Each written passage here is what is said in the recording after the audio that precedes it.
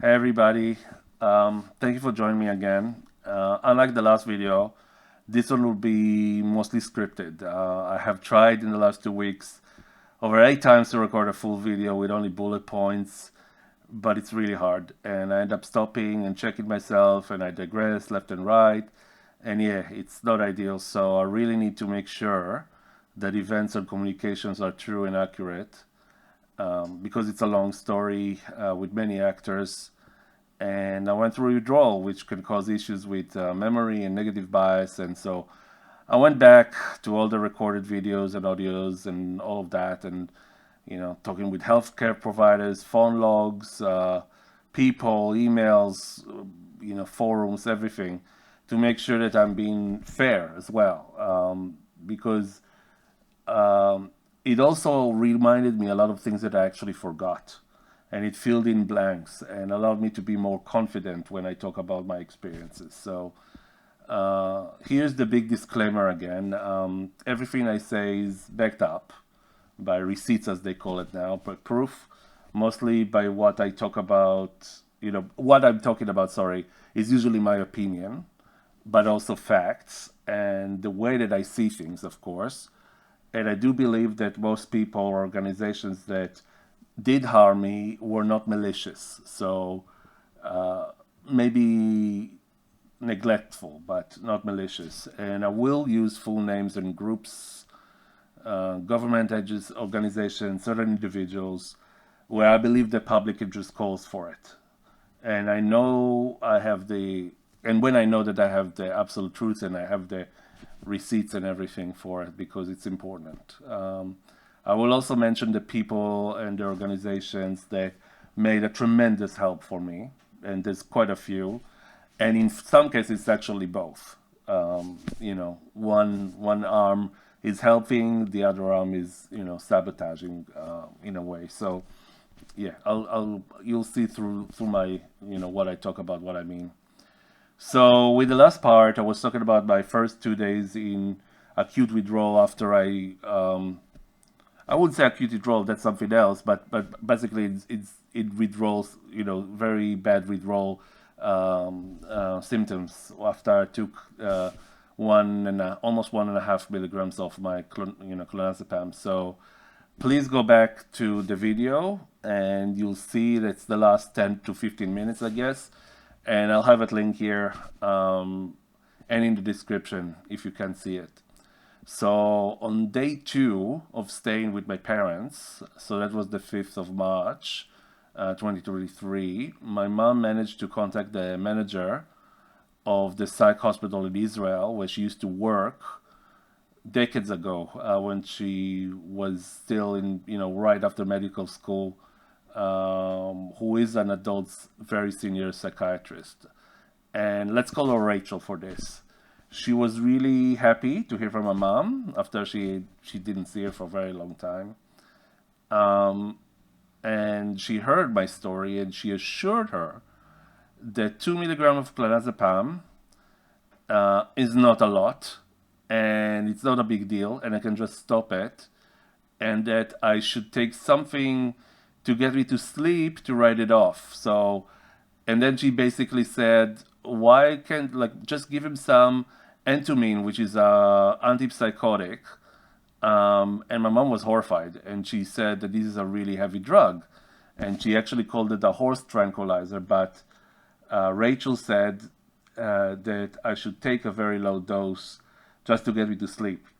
So I started to get hope, and that hope soon crushed badly when I Googled that drug after we talked to her, and I could not find anything about it in Australia, only in overseas websites. And the name of I found out the generic name is clonazepam, I think, and it's probably not available. I didn't really understand how it's possible. I thought that all the drugs are like worldwide and everything. Definitely, something's in Israel, it will be in Australia, and not the other way around. But it was already late, and I didn't know what to do. We sent her a message, and Rachel, and she did reply, we asked her if we can use Seroquel, even though my mom really didn't like it either because it creates basically, unwanted movements in your face that's permanent damage. Of course, that's for people that take it for a long term and for a long time with higher doses. But she still was, didn't like it at all. But Rachel said yes, that's possible, and we didn't have many other choices, so we said okay. But I still wanted to get the other drug. So in the next morning, where after the night, basically what I talked about last time with the delusions and hallucinations about the Indian scammers and all of that, I tried to call Teledoc again, like in the morning, 6:30. I counted the minutes until I hoped that someone would talk to me, but couldn't reach them.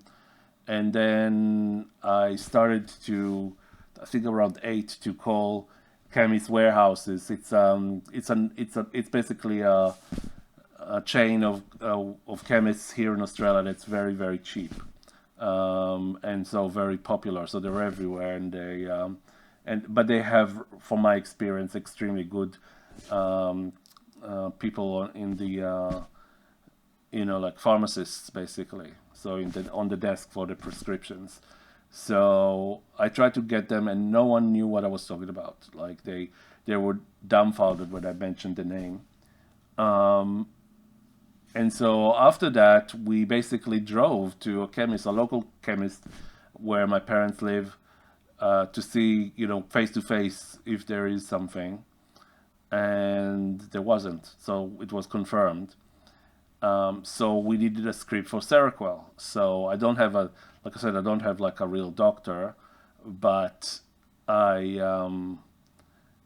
the way, I tried to get to the other doctor as well, the one that gave me all of this, and they kept telling me that they're a walk-in service, and if I can't get to him, like can't get physically to the Gold Coast, there's no way I'm going to see or talk to him. They literally blocked me from talking to him. So what happened was that in January, I had a really bad case of gastro. I had a really bad 2023. So and that lasted for weeks, and I did visit a GP clinic in the Gold Coast that is quite convenient in the way that they work standard hours, but they also work after hours, and they're bulk billing, so you don't have to pay for a visit. It's covered by Medicare, and they were off in telehealth, which meant that they might be able to help me now and later when I get back to the Gold Coast, see them physically as well. I was not a big fan of the doctor that I saw back then, but that's what we had. And also one of the things I've discovered later is the telehealth feature is really, I make a booking, but they can call me in any time between like a 3-hour slot, so you have to wait by the phone, and that creates anxiety as well. But like I said, that's what I could get. I could have gone to another local doctor, but then I don't know who I'm getting, and I won't be able to use them later. So I stuck with them. So I made a booking, not with the original doctor. I didn't really know that I wasn't doing it with the original doctor, but I actually got a doctor that I really liked, that I'm still seeing today until this day. He's still my GP. Who was really, really nice and friendly. And my mom explained to him my situation, and he agreed that the Seroquel might help, but I also mentioned that I used to take Agomelatine and it helped me to sleep. So he gave me a script for both. I ended up only buying the Seroquel because I still had a lot of Agomelatine left. But I was really scared to use them. I didn't know what will help, if it won't help. And I felt like I'm on like last minute to save myself sort of scenario, and I didn't know what to do. Basically, I've also learned that they don't give benzos, and I've learned very quickly that I'm in a big, like, if to add to the whole situation, I've learned about what it means to have what is a Schedule 8 drug. I'll talk about it in the next part, but yeah, that was really, really bad. I basically didn't know if I'll be able to get benzos to do the taper. So that afternoon, we went back to the chemist, and she gave me Seroquel, and she was also a lovely lady, but she also gave me pages upon pages of disclaimers that I had to sign because it's a heavy drug and it's an antipsychotic, and it covered so many side effects as well. And I was like, oh my God. So that was really what should have happened the first time that I took clonazepam, I guess, but that didn't happen. So she did the right thing, but it obviously didn't didn't help with my anxiety. It made it worse. So physically and mentally, I was feeling really, really bad. I was really tired. I was extremely anxious, and I felt really lost and really scared, like I'm in a bad dream, where the doctors that went for 7 years of medical school and maybe like a few more years of whatever they're end up studying after that, basically don't know anything, don't know what to do with a drug that is so easy to get, well, not easy to get, as you can see, but just available and known and popular and all of that. And I was also really completely dependent on my family. I physically had electricity in my limbs and anxiety, and I couldn't sleep and all of that. And I was trying to take a rest, and every time I tried to do that, it was toxic. I would actually, like after 2 minutes, started to have the same symptoms. The minute that I got down to a certain level, and I also wasn't tired, like classically tired. I was really fatigued, but I wasn't able to actually fall asleep. It was just horrible. Like intrusive running thoughts, imagery, all of that was happening also if I was trying to nap during the day. So what I did do, because I couldn't also enjoy anything, I couldn't watch watch TV was out of the question, listening to music. I was just Googling and reading about clonazepam and paroxetine and Seroquel. And the more I dived in, the more it became known for me that there's so much conflicting information. Just Google it and you'll see there's so many rehabs and government organizations that say, yes, you need to taper in 2 months or 1 month, or once I got to finally find out about the Ashton manual and places like basically the benzo, I think they're called the benzo information coalition. Once I found them, I found out more like things that can actually help me and guide me. And my mom started to give me some magnesium glycinate that helps her sleep, and other supplements that she uses, but it didn't help much. So I did not remember now in which order I ended up taking either the Agomelatine or the Seroquel, but what I do remember is that the Agomelatine didn't help at all. And for 2 nights I took the Seroquel, and one night I couldn't sleep, but I didn't have the running things in my head, but the next night it didn't help at all, and I still had those things, and we'll talk about it later, but yeah, it was really, really bad. And so the next day, the 6th of March, I tried to call HIF again, and I tried to call Teledoc again, and I begged to talk to the psychiatrist that I saw through telehealth with them, but they wouldn't budge. They wouldn't let me talk to her. So I Googled her name, and I found the main clinic she works in Melbourne. And I got to the secretary. I told her what's happening. I told her it's really, really urgent. It's really important. She acted like, again, like really whatever. She's busy. She's working. I don't know. Did you go to this clinic? Or, I left a message with her, and I told her that it's urgent to call me, and that this and that happened, and it's really important. And I never heard back from her. She didn't call. So on the 7th of March, I actually had to adult. So throughout all of this, I tried to take care of the remortgaging of the house. And that's another level of anxiety that was really bad for me, and actually created a setback at some point that I'll talk about in later in other parts. But yeah, it was really bad. And I found out that ANZ works from 3 p.m. or to 12 a.m. because they're all in India, all the mortgage, like the mortgage group. Uh, Even though it's an Australian bank, they're basically trying to save money, and all their workforce is in India, in that department. And it was like they handle it so badly, and it takes it ended up taking months until they I got anything from them. But it was really really bad, and they would, yeah, I'll talk about it later. But yeah, it was really bad. So, and it was an anxiety galore basically from all sides. So I had to talk to them a lot that day.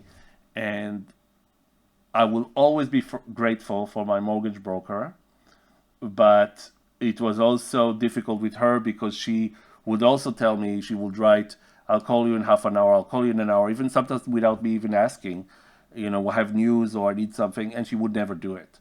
So I'm literally in this situation, waiting by the phone, having, anxiety that is justified on top of the chemical one. And yeah, and that was really, really bad. And it never solved itself. Like, it was always like that. So I'm happy for that. She ended up saving my life because she found me a mortgage at the end. But it took 4 months, and I'll talk about it in the next part. It was really, really bad. So another thing I wanted to talk about. So that day I also went to see an acupuncturist that my mom swore by. Like, she said he's the best. And he was really, really kind and very, and honest. Like, he said he didn't know what exactly to do, but he can work on certain points and everything. But he was also expensive, more expensive than normal ones. Like more like about 50% more. And so I was also like, had the anxiety of like, okay, if he needs to take care of me now, where do I find $120 every time that I go to see him? But I went, and even though like a few times that I went to him, when I was going like to close my eyes and try to relax, I would also have that toxic things happening to me. And I told him, I'm closing my eyes and I'm having hallucinations. So, and the worst thing is also that after I visited him, I felt really weird.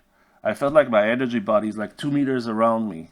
I never had this feeling in my life before or after. It was like the feeling of me is just taking space, a lot of space around me. And it was really difficult to walk like that, and it was really unpleasant. And in the nights, I tried to sleep so bad, but I only had the same symptoms. So, it would be one of the followings actually. So it's either a blacking out. Usually, when I start a setback, that happened again. That's what the thing that scares me the most. So I'm blacking out, and then slowly or abruptly, I wake up from into terror. Basically, I have like half dream hallucination where it's either completely abstract, like I'm having high fear. It only happened to me maybe in my childhood when I had like above 40 degrees, fever. So, would have like abstract kind of psycho thoughts and fears, and terrifying pure doom that I did something horrible. I killed someone, or even I did something that it wouldn't be considered horrible, but it felt horrible, and people blame me. I'm blamed, and now I'm going to pay for it. Go to jail or something, and or I would. So that was one of the things, and then I would not know. Sometimes I would wake up and I literally not know who I am and what's happening, and I will have to walk it out. The other thing was what I said before. So I was seeing like movies of like 5 to 10 seconds, which were not scary most of the time by themselves, but I was like, talking to the people there, and trying to keep it going so maybe I'll fall asleep or it will become a dream. But then I would have like this really strong jolt in my chest, like a boom, and then I would not wake up. It would like I'm not asleep, but my eyes would still be closed and it would just disappear. And that can happen hundreds of times a night. And it would hurt a lot in my chest after that. And but and the other thing that would happen that was also quite bad was that if I would close my eyes for a minute, the minute that I close my eyes when I'm trying to fall back asleep or something, I would feel that my hands are like, I had an episode where I thought that my hands are trees, or that my body is not really a body that, my body. I would feel that it's like either like in a completely different pose to what, the minute I open my eyes, I would immediately, know exactly where I am and everything. But when I closed it, it's like the pose was different, or worse, I would think that my body actually belongs to, it was like a teenage girl or like an old man or things like that. Like it's not really my body, and it's hard to explain to someone. Like it's just annoying kind of thing, like you would have in a dream, but weird, like really really weird. So I would know that it's not true using my critical thinking, thank God. But the other thing, it would be really strong as well.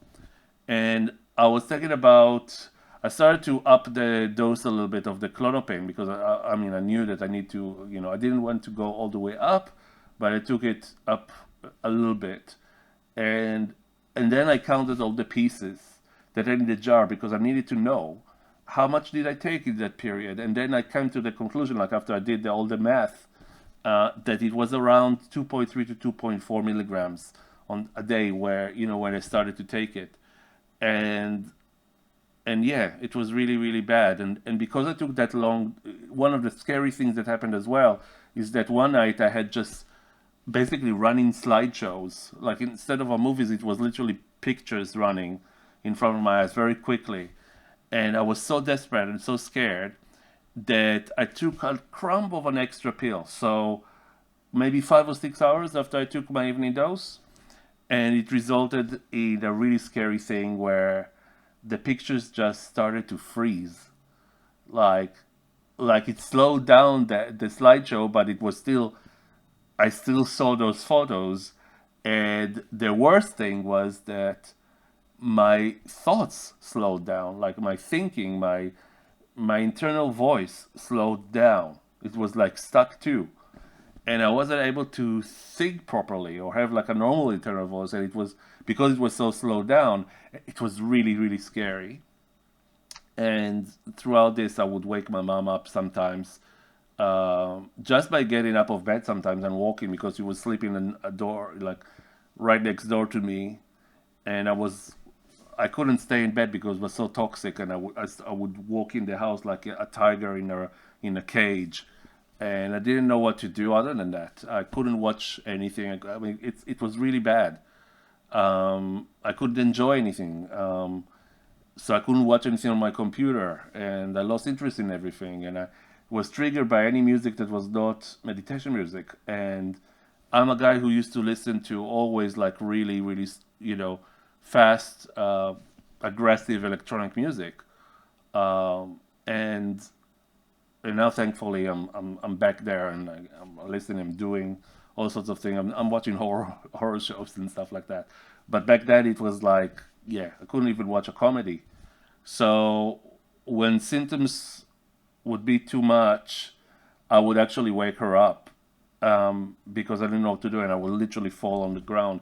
And she would get annoyed because she didn't understand what I was going through. I think that's one of the things that why I want to do like to be a peer worker now so much, because people just don't understand. You don't understand what it means where your brain is like that. And she she barely slept herself, and because of that, and she begged me not to wake her up, but sometimes I just couldn't. And one night she literally just put it lavender oil all over me, and just sat with me for an hour or two, just listening to like guided meditation. But she's next to me, so I felt more secure. I didn't fall asleep, but I felt more secure. I felt more like, like you would want to be, like when your mom next to you. Yeah, but obviously her getting agitated with me and didn't help.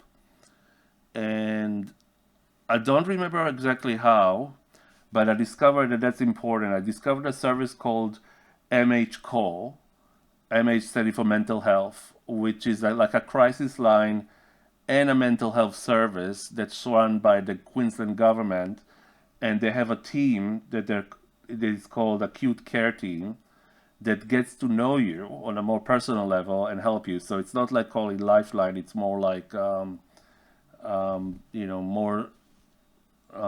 personal. Um, and and basically they are linked to hospitals and areas around at least the southeast of Queensland.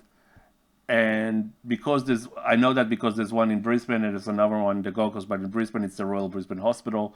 It's a bit difficult, so there's a lot of bureaucracy, which really was a problem later, because the Gold Coast and Brisbane are really, it's not one city, but they're very close. So when they do that, they basically, later I'll explain, like it created a complete separation. And when I got back to the Gold Coast, that was a problem. So, but I'll get to that. So I think I tried to call them in the early hours of one of the nights I couldn't sleep, and because they do have like a crisis line that you can call. And I don't remember, and I think that they told me to call them in the morning, like in the business hours, to get more help. And I don't remember how I found out about it, but that's what happened. In any case, in the morning of the 9th of March, after another sleepless night that I was like completely like, I did not know what to do, and I was really, really, really traumatized already. I called the line that's supposed to open at 8. And I called around and I looked at my logs about 13 times, exactly 13 times actually, for more than 45 minutes, like in 45 minutes, because they're supposed to open at 8 and I couldn't reach anybody. So I didn't understand what's going on. And then I was at my wit's end. I was not a patient at all. And I really needed help. So I called, it was actually, they diverted me once to, or I called directly the Gold Coast service, and I told him no one answers me, and he really apologized, but he couldn't help me because I was in Brisbane, and just told me that I need to continue to try and apologize and all of that. And then it frustrated so much, the bureaucracy of it, but I worked for Queensland Health in the past. I know exactly what to expect, unfortunately. I just remember just how frustrated I was and how desperate.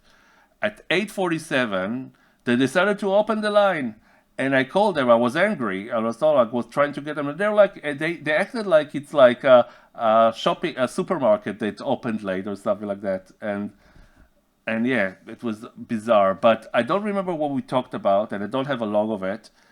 But what I do know is that my sister said, I'm taking you to the hospital. I'm literally going to come and take you to the hospital, and you're going to talk to them, and we're going to get answers about what to do with you, because this has gone far enough. And so she dropped the kids in school, and then at 11 a.m.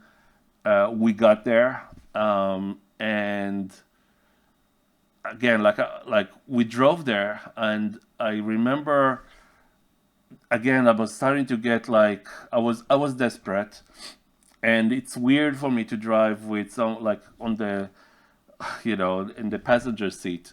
I'm just it was also weird when my dad would drive me to Kenmore to the acupuncturist and all of that. But basically, yeah, it was really really weird, and I remember it was raining. It was a rainy day, and I just remember it felt like I'm overseas, like in England or something, and it's a bizarre kind of way.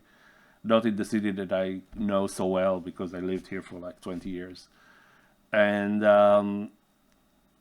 yeah, and we drove through. We got there, And when we got to the hospital, my sister and I explained the situation to the triage nurse in the ER, and we waited in an old ER waiting room. Now, I don't understand until today why they have to be so uncomfortable and not have a better seated options. That's also happened in the Gold Coast Hospital, which is way newer than the Brisbane one. Like it's only, I think, 10, 15 years old.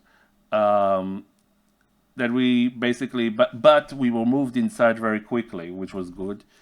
And I thought that I was like in normal ER, but no, I later realized I was like in the mental ER ward, like a mental health ER ward. And there were lots of beds. It was a classic hospital, lots of beds with curtains between them, but quite small area compared to the Gold Coast Hospital, that you basically get like a really big area and all of that. And when you're in the ward, you're actually in your own room, which is great. But we waited for many, many hours in the ward. Like I gotta just to get a bed, I had to wait for a very long time, and then at the end they put me in a bed. Um, and my sister went for lunch at some point, and then there was a teen that was sitting next to her, and she looked completely normal. That's how I knew that it was the mental health ward, because she looked okay, and she was like also waiting for a bed or something. She was, just listening to music with her earphones, and looked a bit like, alternative, but like nice. But then suddenly, um, she was in a bed. They closed the curtains, and I could hear her screaming, like, "Get off me! Get off me!" But I don't think there was anyone on her. Like, it's not like a doctor. There was no one there, like inside the room. And I think that she was basically having a hallucination or something, and it was, yeah, it was not easy to witness, but was also um, was really scary was that she, not scary, but just troubling, is that there was a guard outside her room. Like she was, and they all acted um, like she's doing it on purpose or something, or I don't know. Like it's like all the doctors that walked by, they were a bit like grumpy about the situation, and I thought she's in trouble. Like you need to. I would imagine that all of them would go there and try to help her, but that's not what happened. And I actually SMS my sister. I told her, "You're lucky that you're not here." But it's not. I explained to her what was happening. So the problem was also that just like in the Gold Coast Hospital, I looked okay because once I'm inside the ward and someone is going to look at me and I get hope again, I start to feel good, and I wasn't tired even though like it was 6 hours. I think I got like a positive energy kind of thing happening because I knew someone is going to help me. I thought that someone is going to help me. So it was no surprise that after like I think toward 3 or something, a young and quite arrogant young doctor came and told me that I told him what was happening, and then he's like, "Oh, what you're having is hypnic drug." It's like he didn't hear anything around. It seemed like what I was describing. He just found like he didn't even think about withdrawals. He just thought that you feel this pain in your chest, that's called hypnic jerks, and it happens. And the other ones is like hypnagogic and hypnopompic hallucinations. And he literally printed me of what is a hypnic jerk, and he said, I'm fine, I can go home. And I was like, so Israelis can be quite fierce. I mean, we have chutzpah. We have like we can come across as rude. We're not rude. We're very good at advocating for ourselves because we grow up in an environment where we need to. You don't get anything on a plate. So I did lose it a little bit when I was here, but this time I was like, no, you need to make noise because otherwise they'll send you home again and you'll die. So I started to say like I'm not going home until a psychiatric like expert, like a psychiatrist, help me. And he said, no, you're not going to see anyone again. Wizard of Oz, you don't see them. And I said, no, I'm not leaving. He said, you know what? I'm going to talk to the pharmacist the pharmacists, especially in a hospital ward, like in a mental health hospital ward, they know more than the doctors. My mom used to, she actually did when I was with her, consult with someone in Israel that she really trusted. He didn't know what to do much, but she, but usually like the doctors call the pharmacists a lot of times to find out if there's an interaction, if what they think about a certain drug and all of that. So he said he'll talk to the pharmacist, and maybe they'll talk to the psychiatrist, or they'll make a plan for me. So I was sitting there and waiting. I told my sister to come because it's like I need someone to help to advocate for me. And yeah, so while all of this was happening, I actually got in the mail the report from the psychiatrist. She said it will take a week, and it was exactly almost a week. Yeah, exactly a week and a day when I got it to my email. I could barely read it, but despite what she said that I can drop it by 1 milligram, and I think, and I'm not sure that it was in the report too, she did say at the end that I'll need to taper it off. And I'm like, why didn't you tell me that back then? And she didn't give any tapering plan. So in any case, I also got a call from the nurse that was part of the teledoc team, and she called me, I think, before I actually got a bed. So I went to some part of the hospital, like, to talk to her. And I told her what was going on, and she's like, oh, it's good, now they're going to take care of you. All throughout this, I could not really advocate for myself. One of the things that happened to me is I completely lost all my anger, or all my ability to, like, self-esteem and self-love and everything. Basically, everything that makes you stand up for yourself, I've lost. So I didn't even want to have a conversation with her, to be honest. I just said, yeah, hopefully they'll help me now, and I just finished the conversation. Yeah, and so as I was waiting, the doctor and the pharmacist, and what I assume is a psychiatrist, because I was never introduced, they were basically sitting, like, talking, not sitting, standing right next to my bed, which is a bit, humiliating, isn't it? Like, you're on your bed, on the hospital bed. It's, like I said, a very small space, and you're like in a bed, and they talk about you, but they don't talk to you. They talk about you, and I couldn't even hear what they were saying, but they had a paper, and they wrote some things, and the psychiatrist sometimes looked at me, and it was like I'm a specimen in a lab or something, or like an animal in a vet office. They didn't talk to me. So at the end, the doctor, so they left, and then that doctor came back, and he told me, okay, so that's what we decided. Basically, everything that my sister also told me, we knew that that's what they were going to say, and we knew that it's probably what's going to have to happen. He said, go back and take 2 milligrams a day. So, and continue to take the paroxetine, 20 milligrams I was then, and wait until I'm stable. So basically, wait can take weeks, can take more than, I don't know how much time it will take, but wait until you're stable, and then start tapering. So once everything is settled down, so to speak, and no actual taper plan again, just general advice. And my sister heard that, and said, okay, let's, they basically released me. For some reason, they put all those, every time you go to a hospital, no matter for what, they put all those things on you to measure your vitals, and they always forget some of them on me. So I think for 2 weeks after that, I still had one of them because I didn't even notice it, and the glue and everything. They don't really.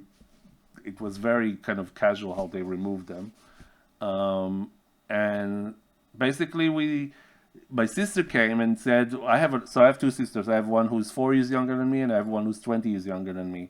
And I'm mostly talking about the one that is closer to my age.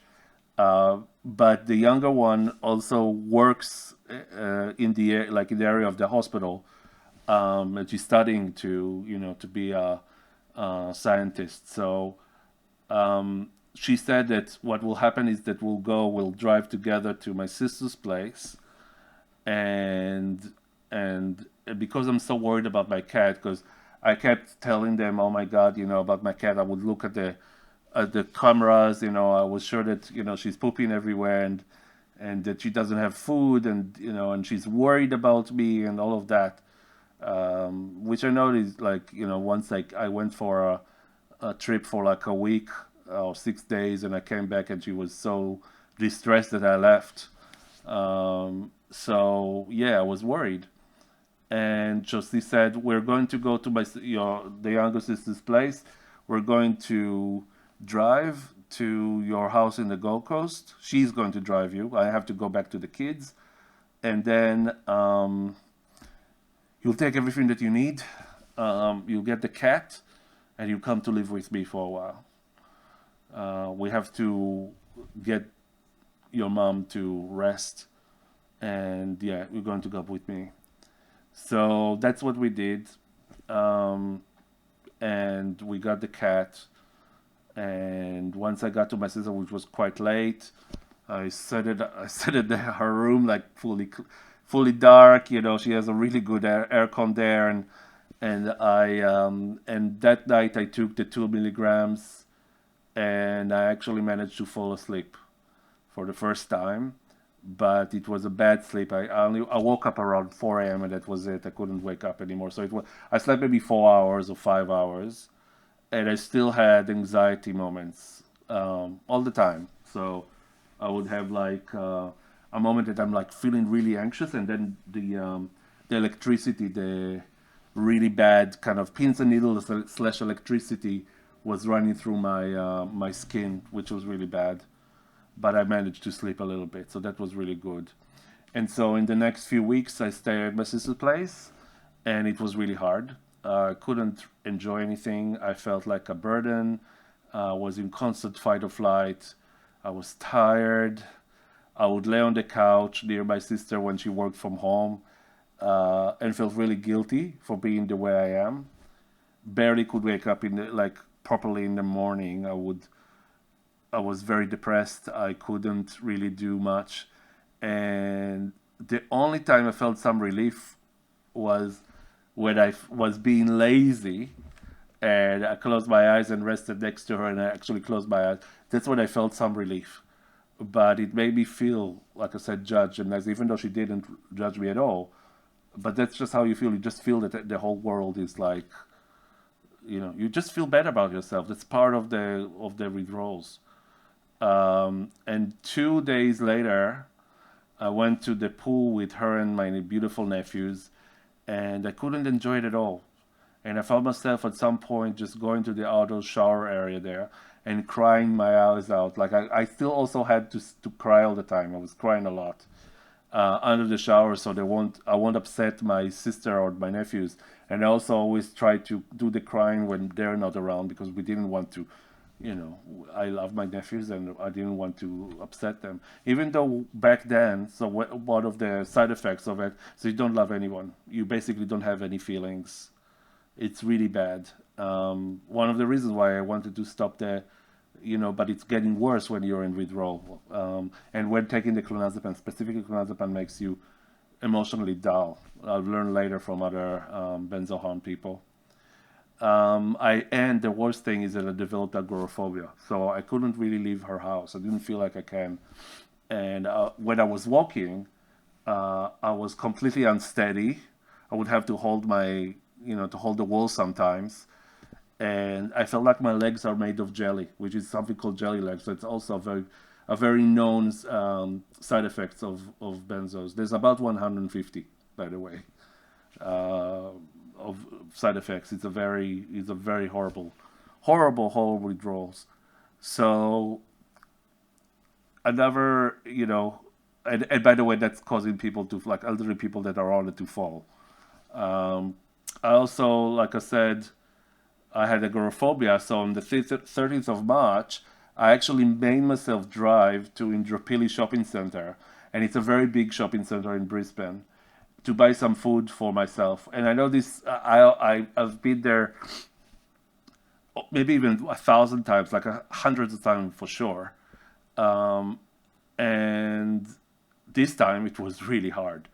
Driving there was hard, and going to the supermarket in the big halls where there weren't that many people either. Like there was like only a few. I was almost crying. I was feeling like I need to cry, and I was really fearful.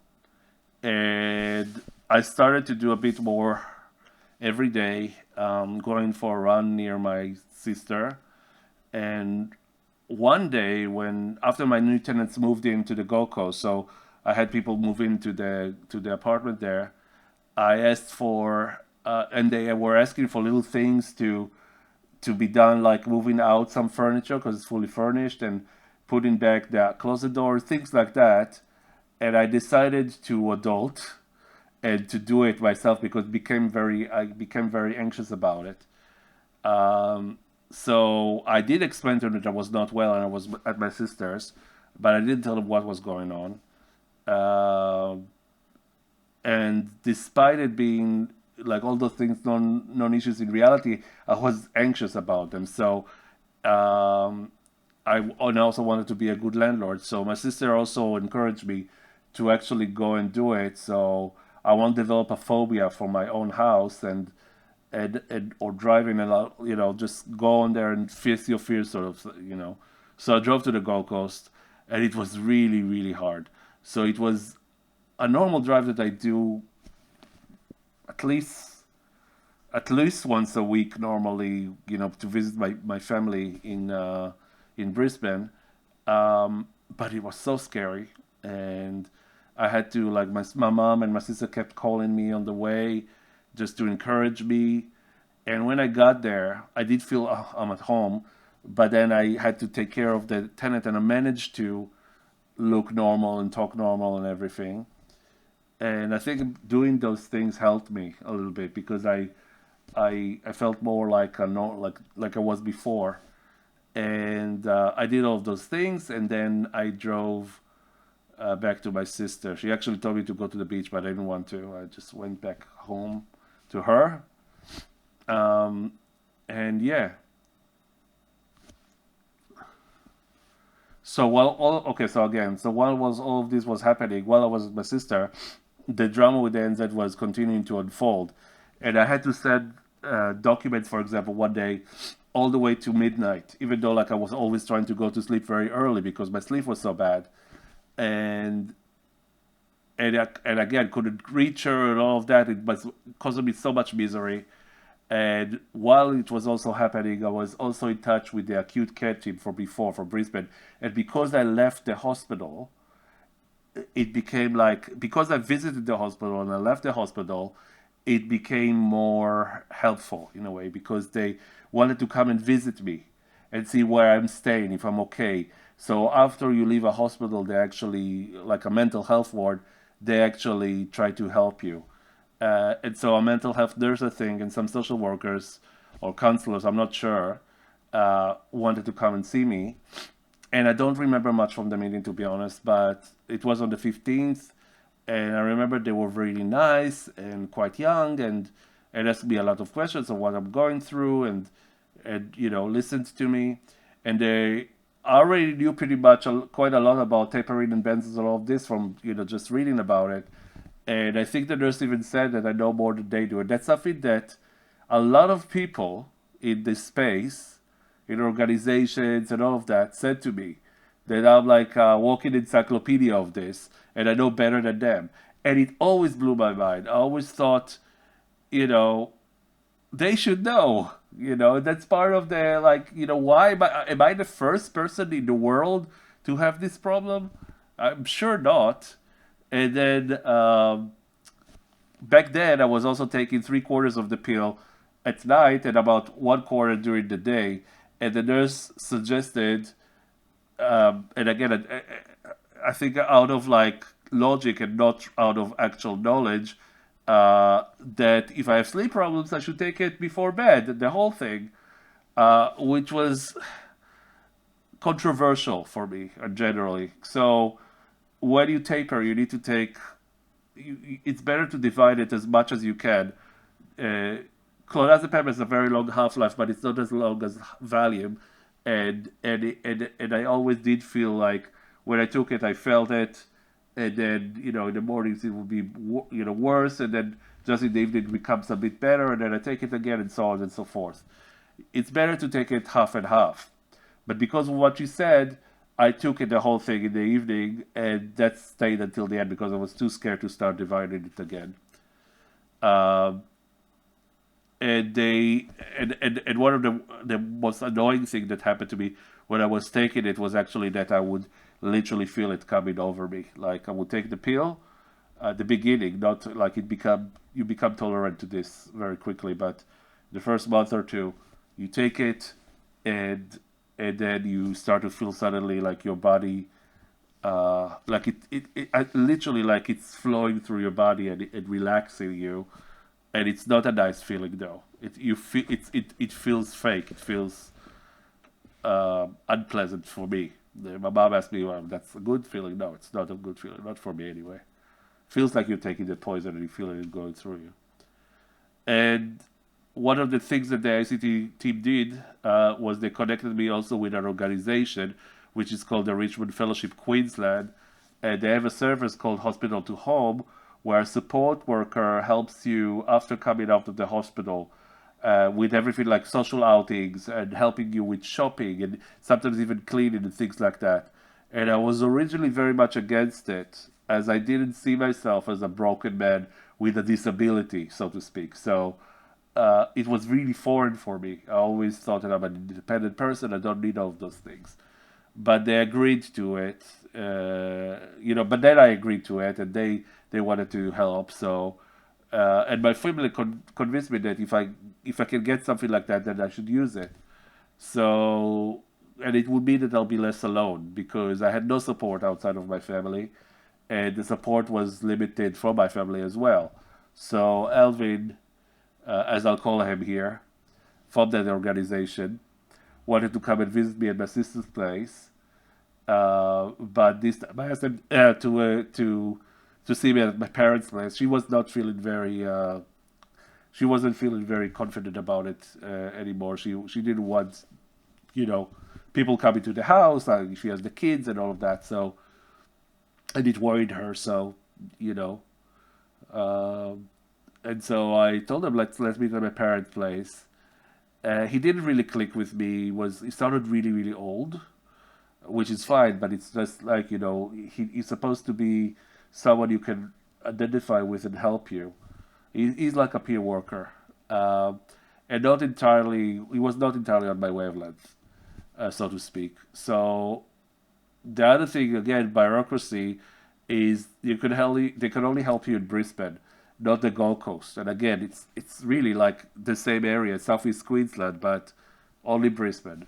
So, but like 3 days before the meeting, at the end of March, I was on my way back to the Gold Coast after my sister enforced it. Basically, he said that I'm well enough, although I was still very agoraphobic and anxious, that I should go and live with my life again.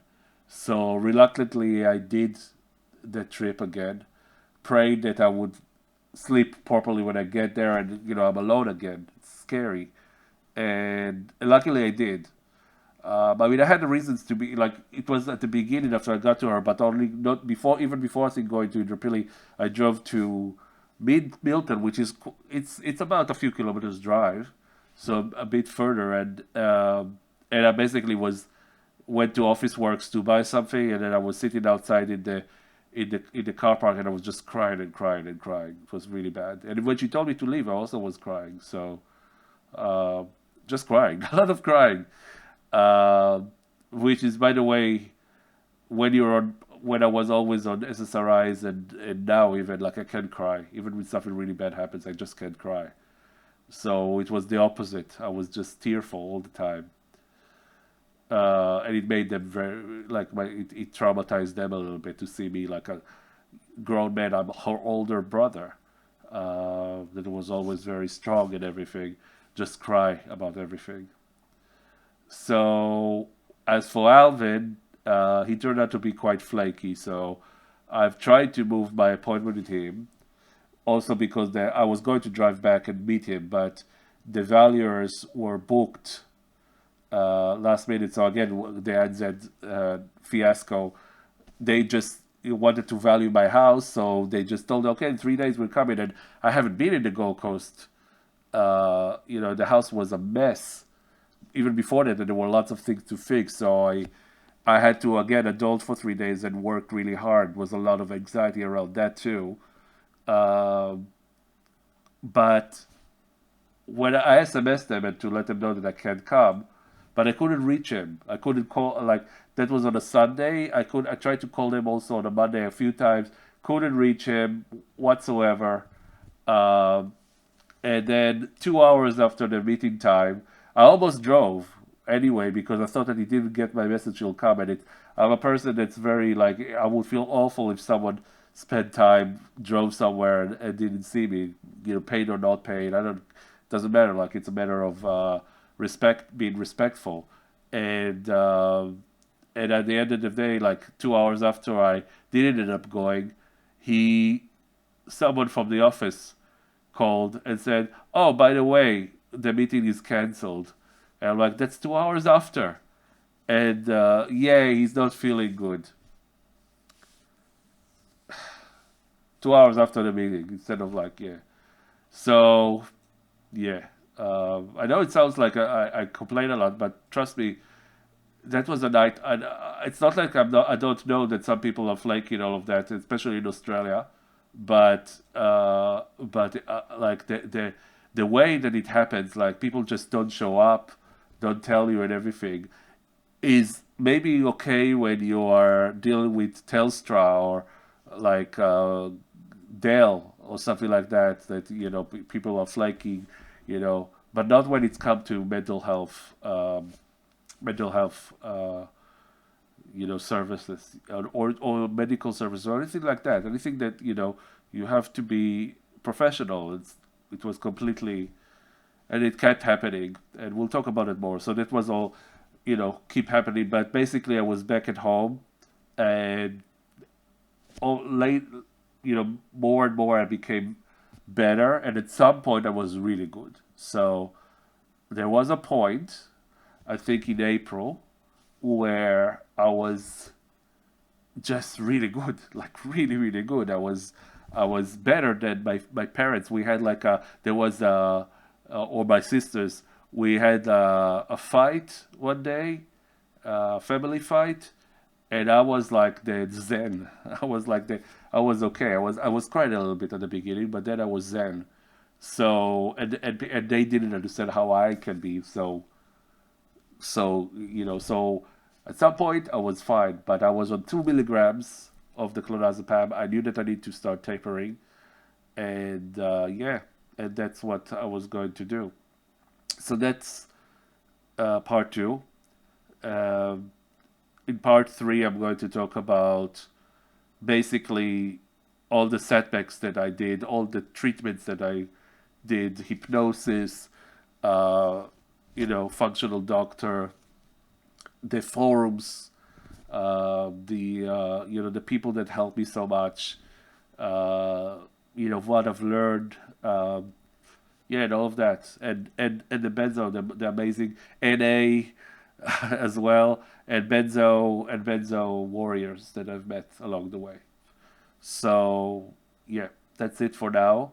Thank you so much for being with me, and we'll see you in the next one. And until then, if you're in this space, don't worry, you'll get better. I'm completely fine now. So everyone heals. If there's one thing that you always need to remember is everyone heals at the end. So until next time, take care of yourself. Thank you.